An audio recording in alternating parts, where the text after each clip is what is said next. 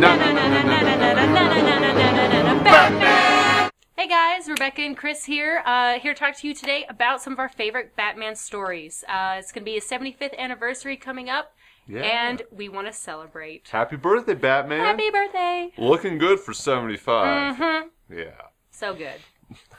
Okay, so we're going to start with some of the classics first. Yeah. Where I started in my Batman endeavor was A Death in the Family. It's a classic story where the second Robin, Jason Todd, is killed by the Joker. And this spins off into a whole mess of different storylines. Oh, yeah, this severely affects the Batman universe for decades to come. Absolutely. Yeah. Absolutely. It's incredible. From that, Frank Miller's The Dark Knight Returns is based off of this story. Because Batman disappears, he is no longer Batman until he's 55 again because of the death of Jason Todd. And he returns at the age of 55, which is The Dark Knight Returns. It's a very gritty story, very dark, very Frank Miller-esque. This was, I think, really kind of that massive turning point where it went from that, you know, Adam West 60s Batman that a lot of people are familiar with, kind of to a much darker story, which I think is more appropriate for, you know, I completely a guy agree. named Batman who's, you know, became a vigilante for pretty tragic reasons. Yeah. It's very, it was very poppy, very bubbly. Yeah. In the beginning there, you know, in the original Detective Comics number 27, where he started. From there and up until the 80s, it was very light. Yeah, it's kind of campy. Yeah, for sure. But, I mean, that was the kind of the status for all superhero stories. Very true. So not to pick on Batman on that. Right. But most people tend to like the darker version that we that Death of the Family really introduced. Absolutely. Frank Miller just blew it up. Yes, he did. He ran with it, that's for sure. Yeah. Then after that, goes into Nightfall, which is a story. It's a 3-volume series. It's huge. But that's whenever Bane breaks Bruce's back. Yeah. Introduces and Bruce, Bane. Yes, introduces Bane. And Azrael takes on the mantle of the Bat, who is actually a trained assassin from birth. So it's interesting, his logic behind that, and then you'll be very upset the whole second volume you're reading this because you just want to murder Azrael because he's a terrible Batman. But then it gets better. It does get better, I promise. Yeah, these were the books where I really started collecting Batman when I was young. And so that was just real impressionable on me, seeing this superhero that I'm totally in love with. Like, it was my first Halloween costume, Little Batman. And going in and then seeing him have to, you know, essentially quit, broken back, this replacement come in, and a replacement just... I mean, he puts his own spin on it, but, I mean, let's face facts, it's just crazy. He's not like good crazy like Bruce Wayne is. He's just a bad crazy. He's kind of bad crazy. He's completely abandoning all of Bruce's morals as Batman, everything that he stands for, just completely abandons it really tarnishes the Batman name. Completely, yep. Yeah. I mean, it's a great storyline, though. It's worth reading how he does it, and how Bruce comes back is awesome. to clean up house.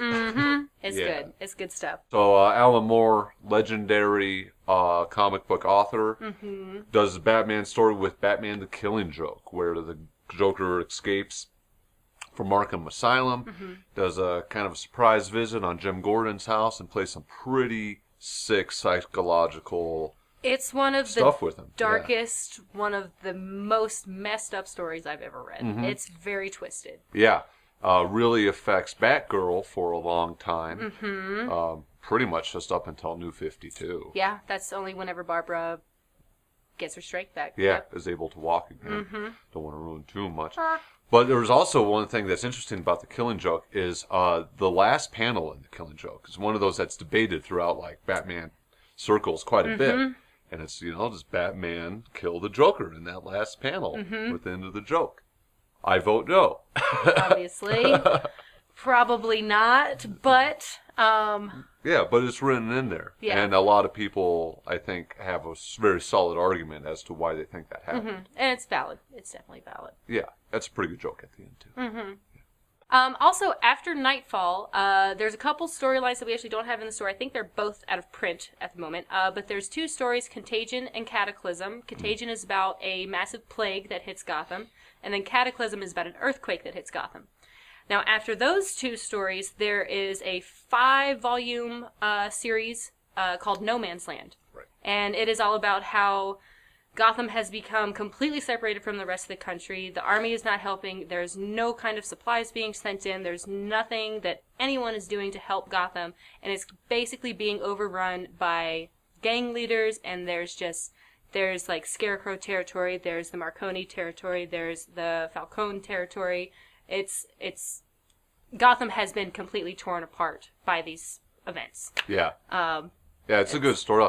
And, from all of these, and I think that one in particular, you can see how that influenced some of the movies, especially the latest one that came out. Absolutely, yes. Yeah. For sure. You can definitely see it reflected in the Dark Knight Rises and Dark Knight. Yeah, but it's real fun after, you read the stories and then you watch and you see where those filmmakers got their inspiration for some of those storylines. Absolutely. So another great trade, if we're kind of following this sort of semi-chronological order, is Batman Under the Red Hood.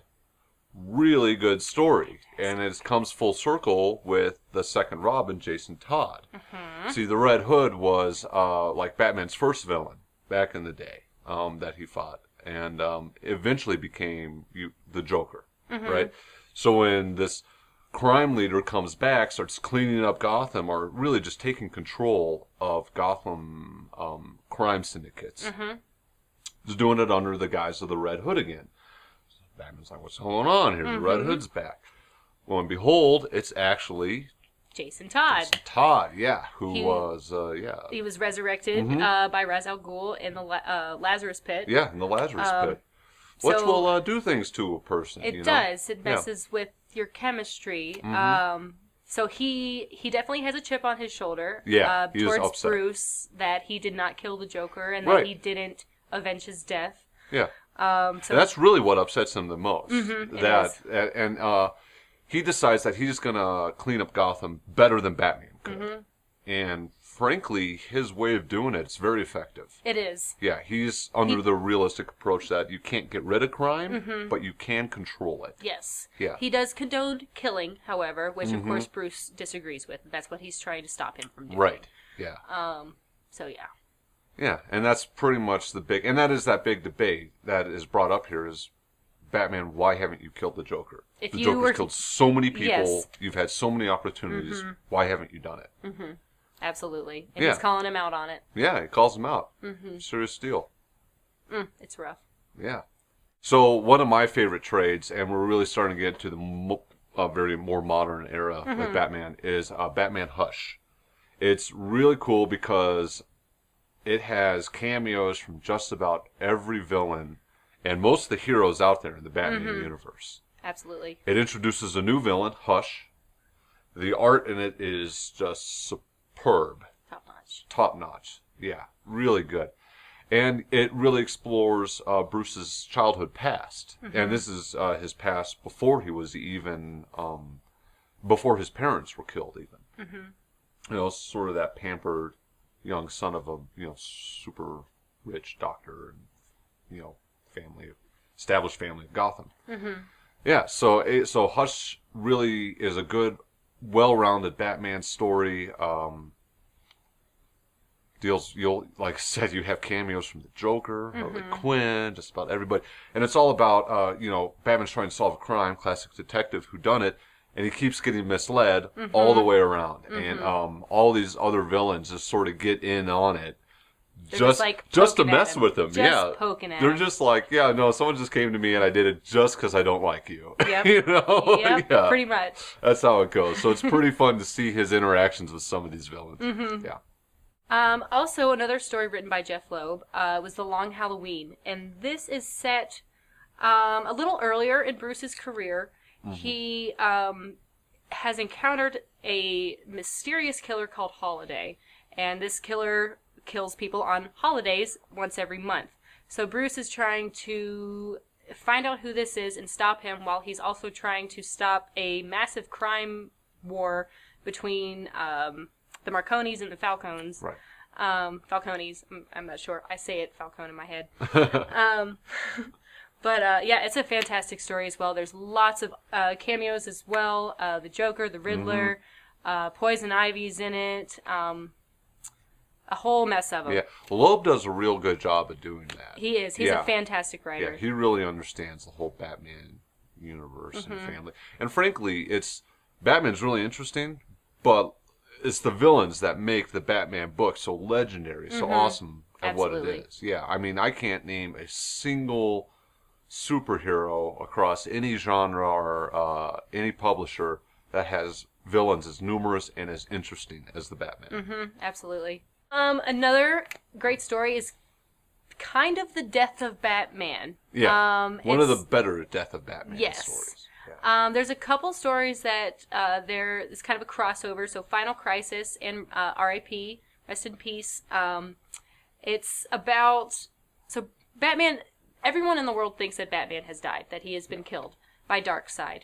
But in all actuality, he's really just been sent back in time, and he has to fight his way back through time to get back to the present. And there's this whole speculation that if he does get back to the present time, that the world is just going to end. Yeah, that's right. I forgot about that aspect. Yeah.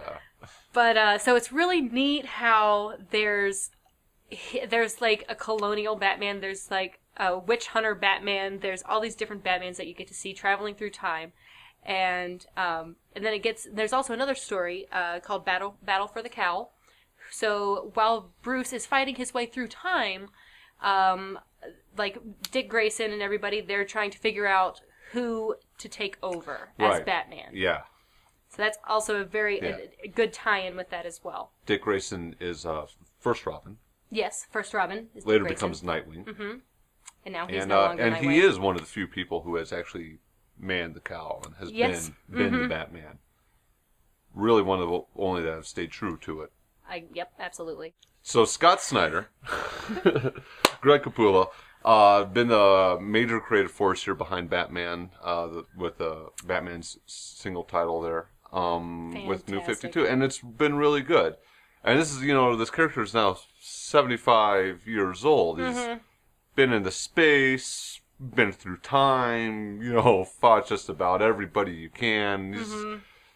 Yeah, so what are you going to do new with Batman? Well, Scott Snyder had the really cool idea to introduce with the first of these whole new villain, whole new secret society that we've never seen before, which is really cool. And it's very plausible on how they've been able to stay secret from Bruce Wayne and Batman and the rest of everyone else in Gotham.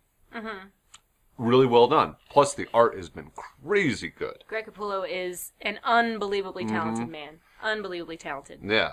So this new villain is the Court of Owls. Secret society. They've been in Gotham before Gotham was even a city. Right? So, I mean, like, old families, like the Wayne family, oldest. They're young compared to these guys. And that's how they've been able to stay so secretive. They have, in fact, may have even been responsible for the murder of some of Wayne's ancestors, right? They don't do what they told. The answer to the court. Yeah. But yeah, really well done. There's some really crazy psychological stuff that they get Batman involved in, where I think Capullo's art really takes off. Just love that, Batman all tripping out. There's some really, really cool scenes that he does. Absolutely. Let's see. I don't want to kind of like give into it too much. But what they're working on now, after that story arc, well, let's just go into the Death of the Family. Okay. Story arc then. Yeah, because that's where that leads. So Death of the Family is a play on words to the 80s Death in the Family. And Death of the Family is essentially the Joker has returned. He straps his face was stolen. I don't remember how long ago. His face was stolen, and he gets his face back, and he straps it on with these metal clasps, and his face is just stretched across it. It's amazing artwork. It's really crazy looking. Yeah.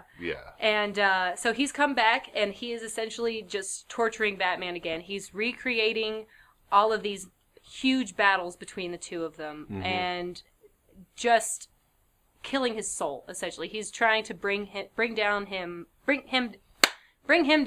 morally. Yeah.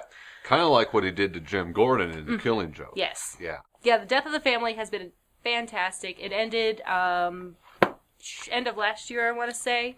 Yeah, ended fairly not too long ago. Mm-hmm. It is just fantastic. Greg Capullo still killing it. It just doesn't get much better. That's what actually got me back into the New 52 was the death of the family. Yes. And although it did not happen in the Batman proper title, it does happen in Batman Incorporated, where another Robin gets killed. Yes. Yep. Yeah, Batman's son. Damian. Well, yeah. Good riddance. Right. Yeah, so yeah, being Robin is clearly the most dangerous job in the DC universe. I completely agree. The death rate's pretty high. Dangerous. Yeah. And that was actually, it was heartbreaking, actually, to see Bruce's reaction to the death of his son. And I think the first issue after he died, it was just complete silence, pretty much. There was nothing spoken. Yeah, it was real whirlwind because Bruce Wayne didn't even know he had this son. It was the son between Talia al Ghul, Ra's al Ghul's daughter. And Damian was raised through the, why can't I think of him right now? Ra's al Ghul, what cult do they have? The League of Assassins. Not Cult League. They're in League. Yeah. Yeah. So Damian's raised by the League of Assassins. And we're not gonna tell you how he died, but yeah, it's pretty brutal. It's pretty brutal. Yeah, and the effects on Bruce Wayne and across the whole Batman family, Nightwing, Everyone is affected. Everyone gets affected. It's interesting, actually. There was a conversation between him and Jim Gordon, and Jim Gordon's son had recently been killed. We won't tell you by who. Killed. He's not really dead. But so there's an interaction between Jim and Batman. Basically, Batman is saying to Jim that fathers are not meant to outlive their sons, and it's a beautiful moment between the two of them. Jim doesn't know what Bruce is going through.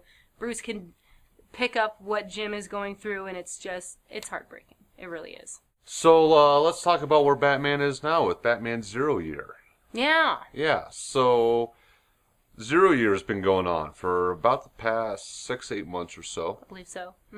And what they decided to do was, while DC was doing a bunch of other tie-in series, they took the Batman title and just talked about his first year as Batman. Bruce Wayne coming back to Gotham City. He's decided he's going to be the Batman. And it's a whole new take on his first year as Batman. It's been done a couple times before. But Snyder's doing a really interesting job with this. Especially how the serious villain in this whole storyline ends up being the Riddler. Yeah, taking over Gotham City. So far, I've liked it pretty well. I was a little skeptical for a while. But where it went, there was a really cool, flash forward a year, Batman ended up in a coma for a while. And where it went from there was really neat. So this last story arc of 0 Year, I've really enjoyed so far. Been really good. There was an excellent, I can't remember if it was in 0 Year or not, but whenever he was facing Dr. Death, here in the New 52, absolutely incredible. Greg Capullo's artwork in it is just phenomenal. Gives a whole new spin to Dr. Death. It's incredible. I can't even. Yeah. It's been also cool because you're seeing the origins of a lot of these villains that are awesome. Well, we already mentioned the Riddler, but Poison Ivy, you're seeing her origin in a new way as well. It's been, it's refreshing. I like how when people are able to modernize a classic story and when they do it well. Absolutely. And I think it's been done real well so far. Can't go wrong with Scott Snyder. No, really. He's just a master author.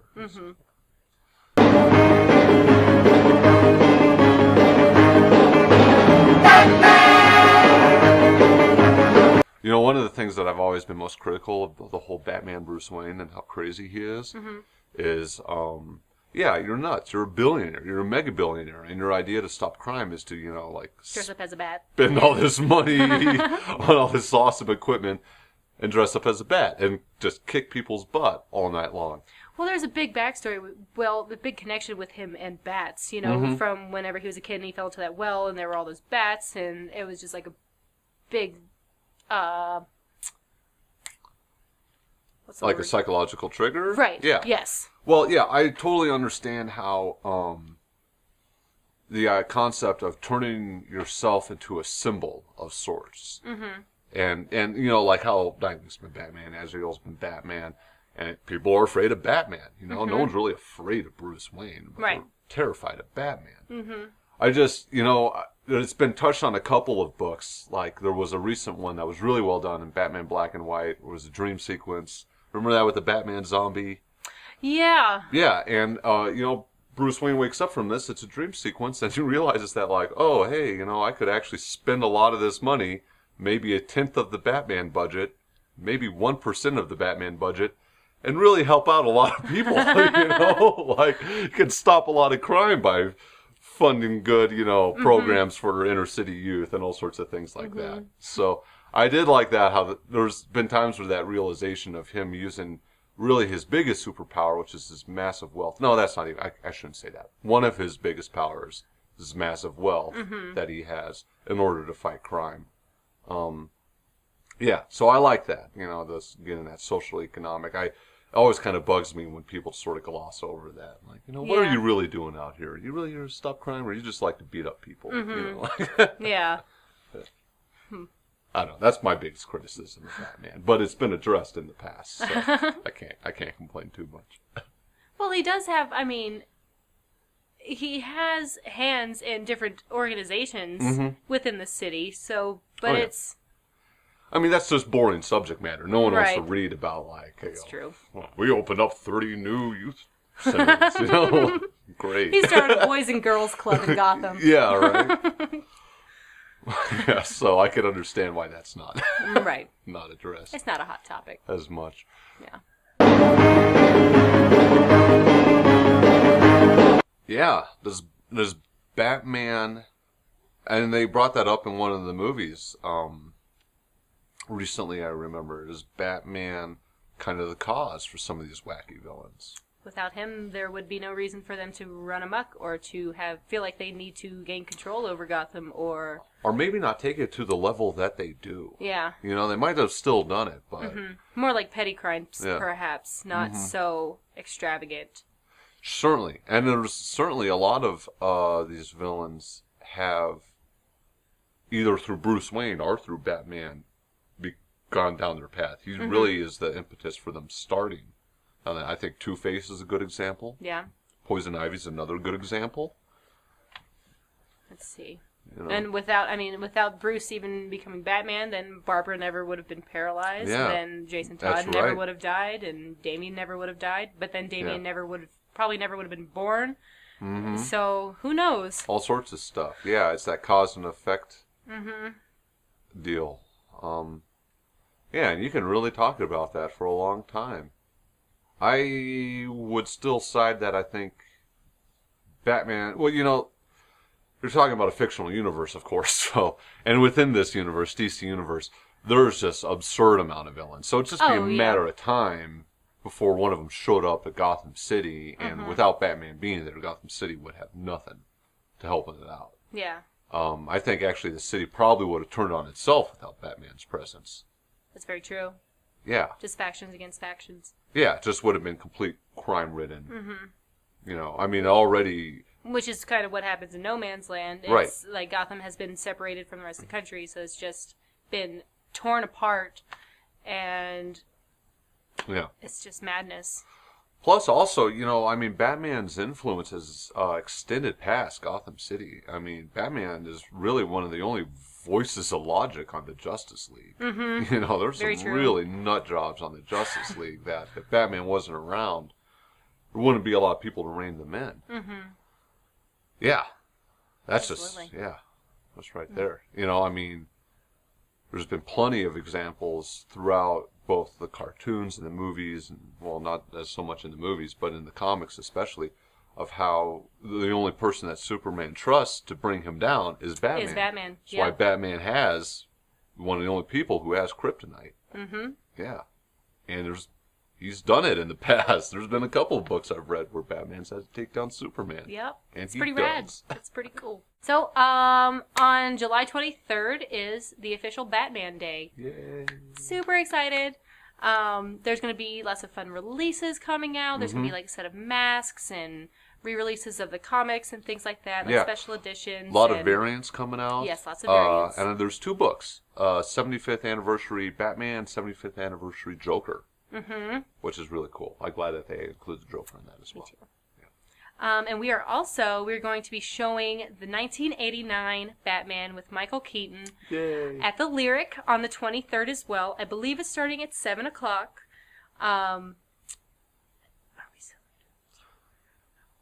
I don't know if we're selling tickets through here or not. Oh, I think it'll be through the Lyric. Yeah, okay. I mean, we'll get more details as we get closer to the date. Okay. But yeah, just so you're putting those feelers out. Yes. Yeah, you want to watch Batman, and I guess Jack Nicholson just nails the Joker. Nails it. Oh my gosh. I love Heath Ledger as the Joker. Yeah. But Jack Nicholson is my favorite. He just is. Yeah, they really do. You know, that's a good movie where they're combining that campy aspect as well as the darker aspect. Absolutely. It's one of the best blends that you see of that. Yeah. And top-notch soundtrack as well. Well, that's right. Ain't nobody can get enough of Prince. Fantastic. Well, we hope to see you guys soon, coming in and picking up some new Batman stories. If not, hope to see you at the movie. Yeah. So we'll see you soon, guys. Thanks for watching. Thank you. Happy Batman Day.